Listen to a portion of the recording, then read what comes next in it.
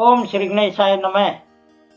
ब्रह्मा जी कहते हैं देवर्षि, इसी समय दक्ष के इस बर्ताव को जानकर मैं भी वहां आ पहुंचा और पूर्ववत उन्हें शांत करने के लिए सांत्वना देने लगा।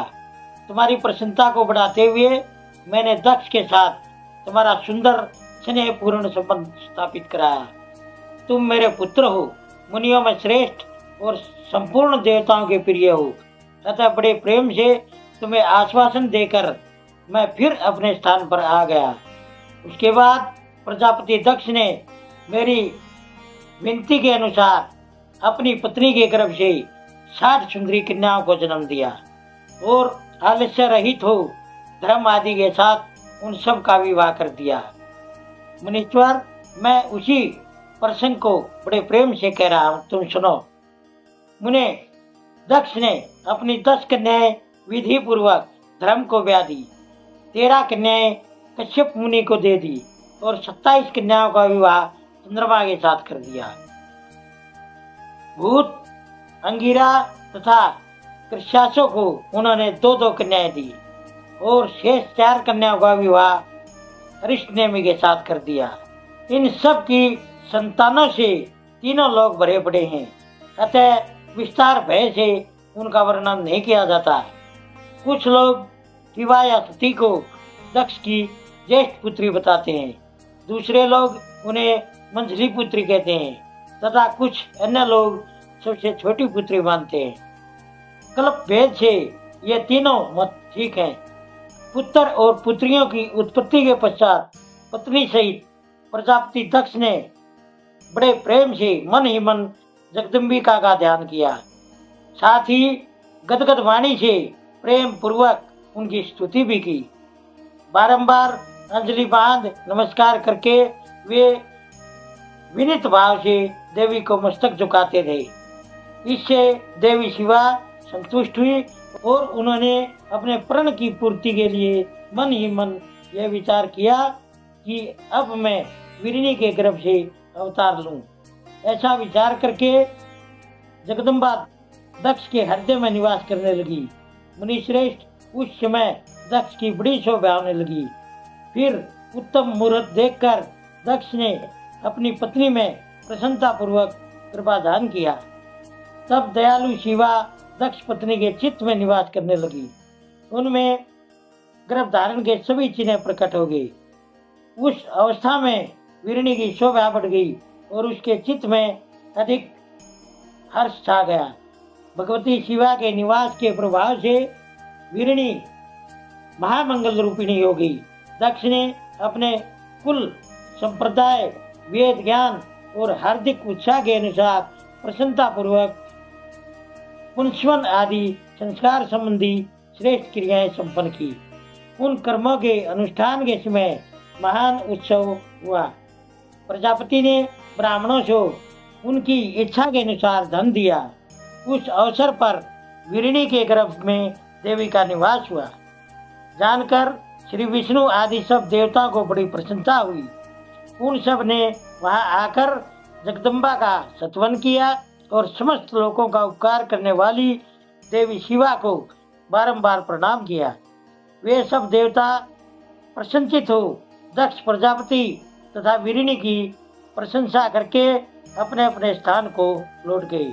नारद, जब 9 महीने बीत गए तब लौकिक गति का निर्वाह कर 10वें महीने के पूर्ण होने पर चंद्रमा आदि ग्रहों तथा ताराओं की अनुकूलता से युक्त सुखद मुहूर्त में देवी शिवा शीघ्र ही अपनी माता के सामने प्रकट हुई।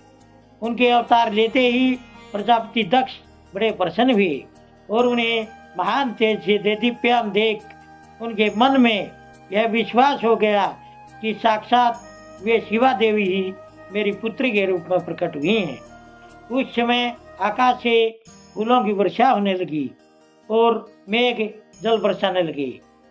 मुनीश्वर, सती के जन्म लेते ही संपूर्ण दिशाओं में तत्काल शांति छा गई।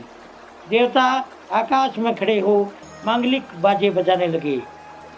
अग्निशालाओं की बुझी हुई अग्नियां सहसा प्रज्वलित हो उठी और सब कुछ परम मंगलमय हो गया।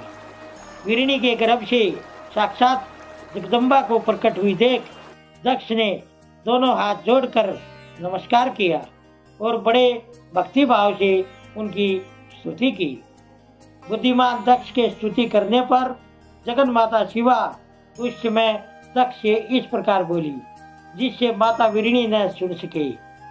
देवी बोली, प्रजापति, तुमने पहले पुत्री रूप में मुझे प्राप्त करने के लिए मेरी आराधना की थी।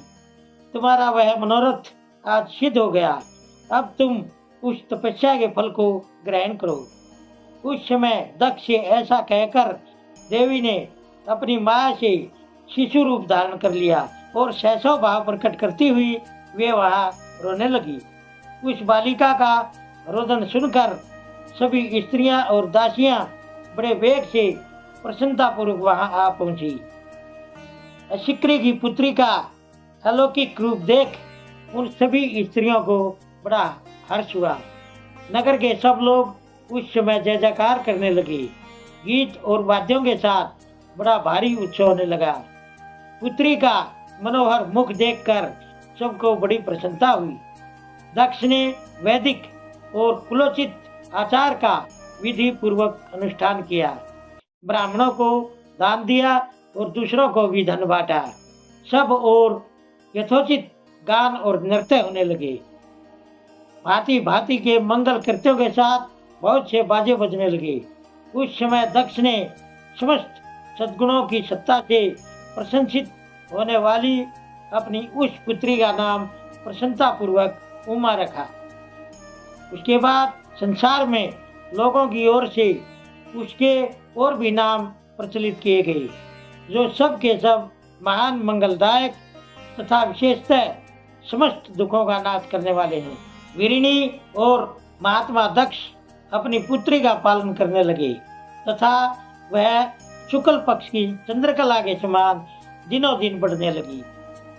द्विज श्रेष्ठ बाल्यावस्था में भी समस्त उत्तमोत्तम गुण उसमें उसी तरह प्रवेश करने लगे जैसे शुक्ल पक्ष के बाल चंद्रमा में भी समस्त मनोहारिणी कलाएं प्रविष्ट हो जाती हैं। दक्ष कन्या सती सखियों के बीच बैठी बैठी जब अपने भाव में निमग्न होती थी, तब बारंबार भगवान शिव की मूर्ति को चित्रित करने लगती थी। मंगलमयी सती जब बाल्योचित सुंदर गीत गाती, तब स्थाणु हर एवं रुद्र नाम लेकर समर शत्रु शिव का स्मरण किया करती थी। ओम नमः शिवाय। दोस्तों, सभी तरह की धार्मिक वीडियो देखने के लिए बने रहिए हमारे YouTube चैनल धार्मिक वाणी पर। धन्यवाद।